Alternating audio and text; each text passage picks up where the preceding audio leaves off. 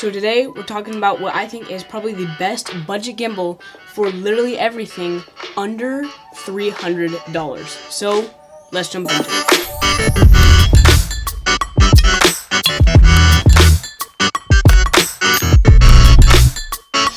What's going on, everyone? Welcome back to Air Vlogs. If you don't know me, my name is Caleb and I'm a young filmmaker and photographer.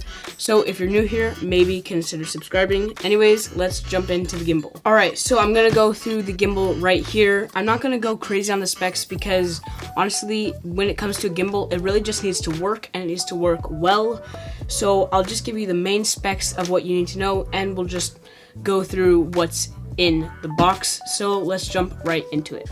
Alright, so right as you open up your box, you'll be greeted with some basic papers. If you've never balanced a gimbal or anything, this is helpful, but I'll talk about this in just a second. Next, just some padding, and then you got the gimbal and your stand and everything else you're gonna need. So let's get this all set up on the table and I'll talk about it more.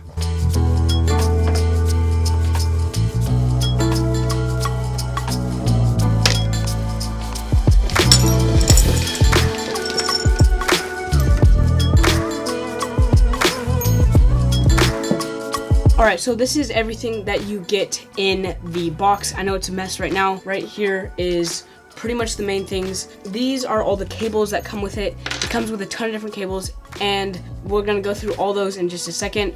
But this is the gimbal itself, so let's get it up on its little stand. Alright, so now that we have the gimbal up and right here, let's talk about the features and all that it comes with. The main thing it comes with is the gimbal, little feet to screw onto the bottom or to the side, and it comes with one Arca Swiss base plate, Allen key to tighten your plate down, lens connection point, and then a USB-C to USB cable for charging, USB-C to micro USB for your camera to connect to your camera if you don't connect wirelessly. It can basically work wired for any camera if you don't have wireless connection for your camera. Those are all the cables and everything that comes in the gimbal packaging. So let's talk about a little bit of the specs on the gimbal. Alright, so jumping right into the specs of the gimbal, it's a 3-axis gimbal to stabilize your camera. It's a pretty common way of gimbals being made. That's pretty much the gold standard of gimbals, is 3 axes. The battery life on this is about 12 hours is what they say. Now, depending on your payload and depending on how long you're keeping it on and doing fast movements, it may vary, but generally you're gonna get about 12 hours in major use with the gimbal, which is pretty crazy when you think about it.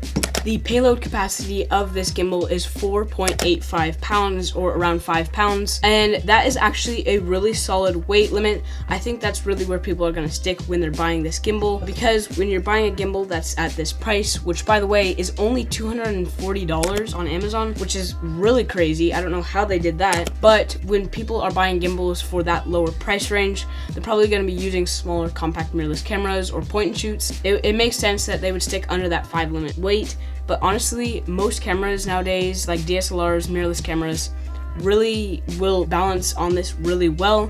I've balanced my Canon M50, a Canon M6, both really small mirrorless cameras, and I'm sure I could balance a DSLR on this no problem. Alright, I'm gonna start a time lapse of me balancing it and see how long it takes for me to balance.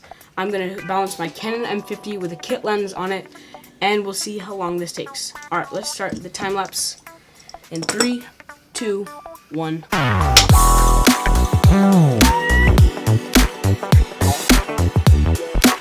And boom, I'm literally done balancing within like a minute. That's pretty crazy. Sure, I have balanced it a couple times already, but even my first time, I watched the video and I was pretty much good to go. I've had it for only like a day or two, and I pretty much have it down for balancing my camera. It's not very difficult, like at all. Once you're done balancing, turn it on, and you're good to go. Now I can move around and it is basically ready, and you're off to the races within what, a minute? So, and if you literally know nothing about cameras at all, then it's still okay because there's a super nice user guide video, and if you're not into videos, why are you watching this video? Anyways, let's go shoot. Fake walk away, boys, fake walk away.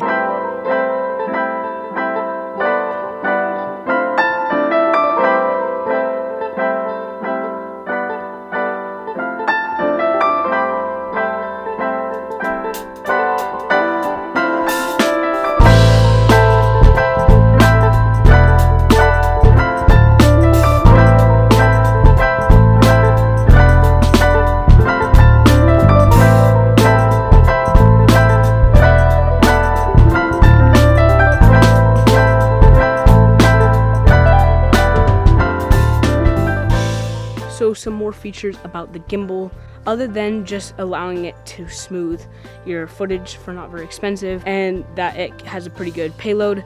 It does do a few more things than that. You do have multiple modes, like lock mode. This will lock every single axis so that it is locked on frame. Your pan axis, your roll, and your tilt. And then you have pan, which just allows you to pan. And then you have pan tilt, which allows you to tilt and pan. And then you have POV mode, or all follow mode, which follows all the axes to allow you to get kind of a weird shot. I almost never will use that, but it's there if you want it. One other thing is you do have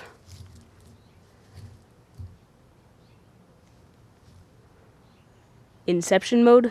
I wouldn't really use it very much. I used it a little bit ago in that little like sequence I shot with it.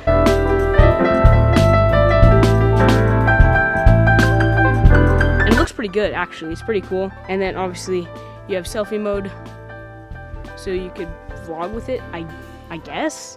I don't know.